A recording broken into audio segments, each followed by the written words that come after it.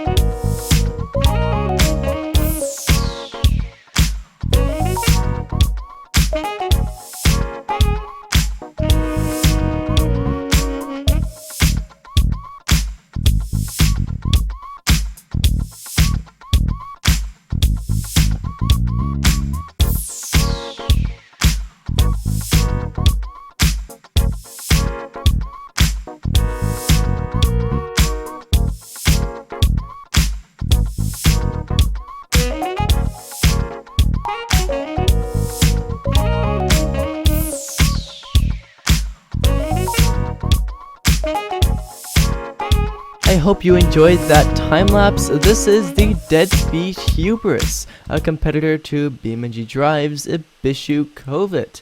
You could take a look around here. Personally, I like it quite a lot. Kind of like how it looks. Obviously, it's meant to be pretty simplistic, right? Not an expensive car, so why should it be really detailed? Right, I did actually bother to do an interior this time. I'm gonna try and do interiors way more often now. I've been kind of slacking lately and I haven't done any interiors, but I am going to now. Not very detailed interiors because I'm not great, but just from the outside here, it actually, we don't need to tint the windows 100%, and we can actually look inside and see it does have something there. Basically, this is it. We can take a look at the stats as well. So it's going to cost you 4,350. That's a bit more than the Ibishu Covet in BeamNG, which is going to cost you 3,500. However, the two currencies actually differ because this is like 2012 US dollars and BeamNG money is something else. So in BeamNG.drive, this is actually 3,500. So that's absolutely fine. Gets you pretty okay fuel economy. I think this is like 20 miles to the gallon, maybe 22, something like that. It's 9.7 liters per 100 kilometers. I actually do not know how much it is in MPG, like not at all. So don't take my word for it. We obviously have the other variants as well. Anyways, just for this one over here, we're going to look at all those other ones in BeamNG.drive, of course. So why not export them and check them out? Here we are in BeamNG.drive with the two cars next to each other. For a quick comparison, these are just both of the base models. As you can see, they're quite similar. A few differences are obviously the color here, as well as the fact that the one we made is actually a little bit bigger. It's a little bit taller. However, I believe the Ibishu Covet it's also not longer. Nope. Our wheels are also a bit bigger than at the same time as well. However, we're also actually heavier. So yeah, basically that. Anyways, we're just gonna take both of these for a quick spin. There we go. I'm just gonna drive these around in a loop here. Just take them around this loop and see how they both drive. Now obviously there's too many cars to be able to test them all if you want to compare them, because you know that would take forever. I could do a separate video on that if you would like me to, then please let me know. However, we're just going to be doing this loop with the base model, and then we're obviously also going to be comparing both all models as well. However, there's going to be a lot of cutting in that as, well, you know, it'll be pretty boring to have to watch all of that. Anyways, here we have the standard Ibishu Covet, and we can see already that this one, I feel like it has a little bit less body roll, maybe even, and it definitely drives smoother. Also, worse brakes. We also don't have ABS. However, this was a little bit worse than ours. I believe the tires are definitely quite a bit smaller here. Worse steering as well. I feel like there definitely doesn't seem to be a big difference in terms of speed. However, just the main advantage of the Ibishu Covet is the actual fact that it is a standard BeamNG.drive vehicle, which means that it is obviously way more fine-tuned than mine over here. So we're going to start off by drag racing all different versions, and then we're also going to do a few tracks with some specific versions as well, and obviously there's going to be a lot of cutting here as well. Main part is just to, you know, compare these. So drag races, then the 0 to 60s, and then potential other tracks like the automation test track and stuff like that. The base model, we have a 0 to 60 of basically just 17 seconds. So we take a slight W here by only around 300 milliseconds, so it is a close call, which is all obviously nice to see. As for the cheaper model, we have a 0 to 60 of 18.2 seconds. This time we actually take a pretty solid W over the Ibishu Covet with actually more than 3 seconds. Let's see if we can keep up that winning streak with a sub 16 second quarter mile for a JDM Sport Model. Sadly, we weren't able to keep up the streak, and the base Ibishu Covet beat us by 0.3 seconds. Let's see if our turbo model can do the job with a 14.7 0 to 60. I mean, quarter mile. Have I been saying 0 to 60 this entire time? This time we did take the W, but only slightly, by like 0.04 seconds. The last one was really close, so let's see if we can win again with this 13 second 0 to 60 from our track model. And sadly we failed to secure the win here. We lost by 0.7 seconds, which is sadly quite a lot. Our rally model got us a 13.5. The Ibishu Covet rally model loses actually to our deadbeat Hubris one. Another W secured. The finer quarter mile with our Turbo Evolution model got us a 13.3. And here we are actually for the final drag race. Or well, quarter mile, same thing basically. Let's see if we can take the W this one last time. The time to beat for BeamNG is 13.3, and it looks like it got beaten by 0.02 seconds, even less, by like 0.015 seconds. That one was really close. And now I did just want to say all these races were on they were all first try, all of these. Yeah, so it was not any optimization or anything for specific vehicles, just some quick route testing, and we did win overall. However, the times were really close, which is something I'm pretty happy about, and I guess that means we've kind of built just a successful competitor. I've made a complete lineup here, as you can see, and these are all actually sorted by their 0 to 60 times. I've tested each and every single one of them. Up to that side is the fastest, and down to this side is the slowest, and we're starting off here at the base models. Mine has a 0 to 60 of 9.93, and the normal Ibishu Covet has a 0 to 60 of 10.5 seconds. So we beat that one, and we beat the base model of the just bad model as well, as you can see. However, we definitely didn't beat everything. This is also a good chance to, you know, get a good look at all of them, compare them a bit. Moving on over here to the JDM Sport Model, I believe this one was. This one we actually lost here with a difference of 0.20 seconds for the 0 to 60 times. So you can make another comparison between the cars here. As you can see, Then moving on now to the turbo version. This one we lost again actually by again point 0.3 seconds this time. So that's actually pretty big difference kinda. So yeah, basically those are those two models. Then moving on to the rally models. So here there's actually quite a big difference between the looks of both models, as you can see, and this one we actually won. We won this one by 0.1 seconds, so that's yeah, not a whole lot, but we still did take that W. And now obviously depending on who, with a time that close, depending on who races it, the other one might win, right? It's but basically that's how I tested it, right?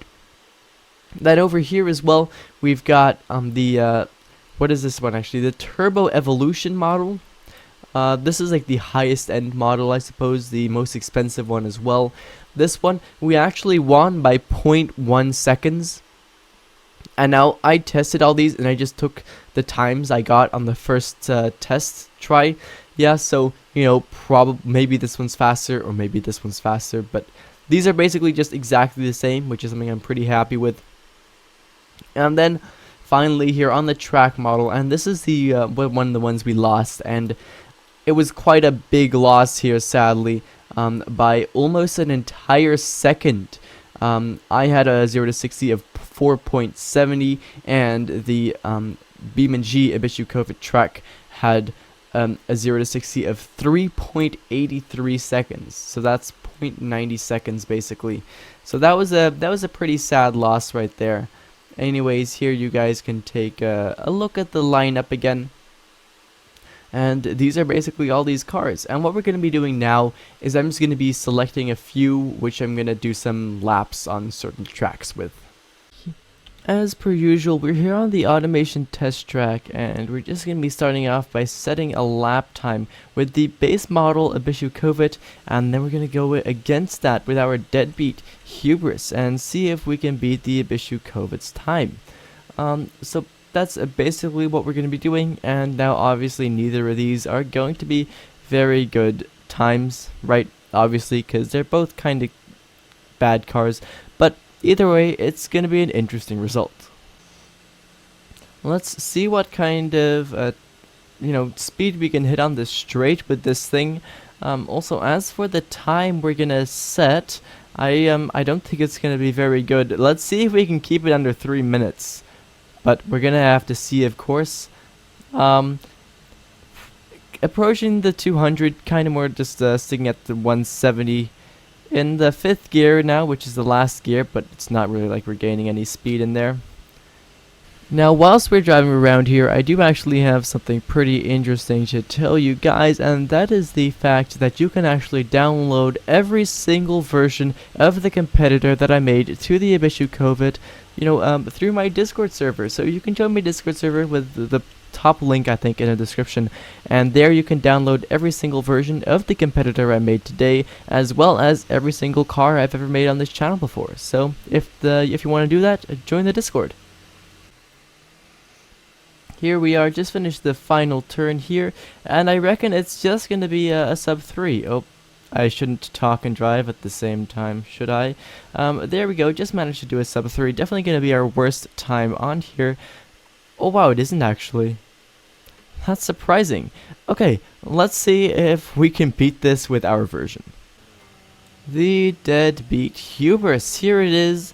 And let's see if we can set a nice time with this thing here. The 0 to 60 of this thing was a little bit better, but not by a lot. So, let's see. Well, there's one thing I can tell you guys already, and that's the fact that the handling of this thing is quite a lot worse. Top speeds are similar though. This one's topping out at around 170 kilometers per hour. Oh, cutting the corner a little bit there probably didn't help us out because we have a lot less grip on the grass. Anyways, turning the last corner here, and it does look like we have a little bit of a better time. Oh, once again filling the shift. I guess that does make it more fair. Oh my god, that's terrible. I can't drive and talk. Anyways, we beat it by 8 seconds, which honestly for the for the automation test track for a time of like 3 minutes, 8 seconds isn't even that much. So, you know, honestly, I really enjoyed this video. I liked making a competitor to a BeamNG car, comparing the types. If you like this video, then let me know what car inside BeamNG.drive you'd like me to make a competitor to next. Anyways, for right now, I suppose that's pretty much it. Thank you ever so much for watching, and I hope to see you again in the next one. Bye-bye.